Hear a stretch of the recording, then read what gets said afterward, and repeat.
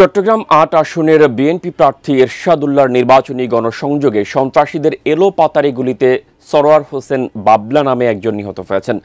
বুধবার সন্ধ্যায় নগরের বাইজিদ থানার চাইল্লাতলী এলাকায় হামলার ঘটনায় গুলিবিদ্ধ হয়েছেন বিএনপি প্রার্থী এরশাদুল্লাহ সহ আরও কয়েকজন। চট্টগ্রাম থেকে আদিত্য সুমনের ক্যামেরায় প্রতিনিধি মনিরুল ইসলাম পারভেজের তথ্যে ডেস্ক রিপোর্ট।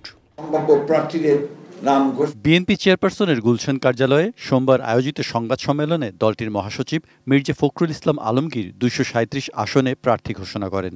চট্টগ্রাম ৮, বোয়ালখালী ও চাঁদগাঁও আসনে প্রাথমিক মনোনয়ন পান চট্টগ্রাম মহানগর বিএনপির আহ্বায়ক এরশাদুল্লাহ। বুধবার বিকেলে এরশাদুল্লাহ চট্টগ্রাম শহরের নির্বাচনী কার্যালয় থেকে কর্মীদের সঙ্গে প্রচারে বের হন। হামজারবাগ এলাকায় পৌঁছালে হঠাৎ অজ্ঞাত পরিচয় ব্যক্তিরা গুলি চালায়। এতে বিএনপি প্রার্থী এরশাদুল্লাহর পায়ে গুলি লাগে। পরে স্থানীয় নেতাকর্মীরা দ্রুত তাকে উদ্ধার করে হাসপাতালে নেন। আরএফএল অডিটর, বাঁকা হয় না, ফাঁকা হয় না, আর ভাঙা এক কথায় অসম্ভব। তিনি আশঙ্কামুক্ত বলে জানিয়েছেন চিকিৎসক। এ সময় সরোয়ার হোসেন বাবলা নামে একজন গুলিবিদ্ধ হয়ে মারা যান। মুখোশ পরা ছিল, তাদেরকে চেনা যায়নি। তারা এসে মুখ টুক বাঁধা, ওরা মিছিলের মধ্যে ঢুকে গেছে মনে হয়। মিছিলের মধ্যে ঢুকে ধাম ধাম গুলি করে দিয়ে চলে গেল।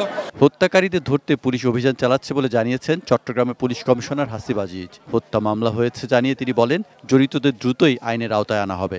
আমরা আমাদের কার্যক্রম আরও ইন্টেন্সিফাই করব এবং এই সন্ত্রাসীদেরকে আমরা অবশ্যই আইনের আওতায় নিয়ে আসব।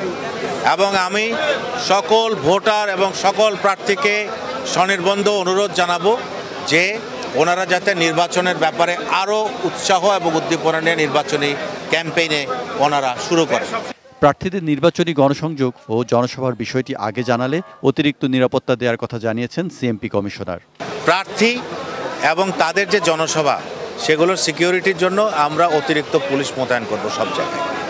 চট্টগ্রামে বিএনপি প্রার্থীর গণসংযোগে হামলার ঘটনায় গভীর উদ্বেগ প্রকাশ করে এক বিবৃতিতে তীব্র নিন্দা ও প্রতিবাদ জানিয়েছেন বিএনপি মহাসচিব Mirza Fakhrul Islam Alamgir. Saikat Dasgupta, desk report, ATN news.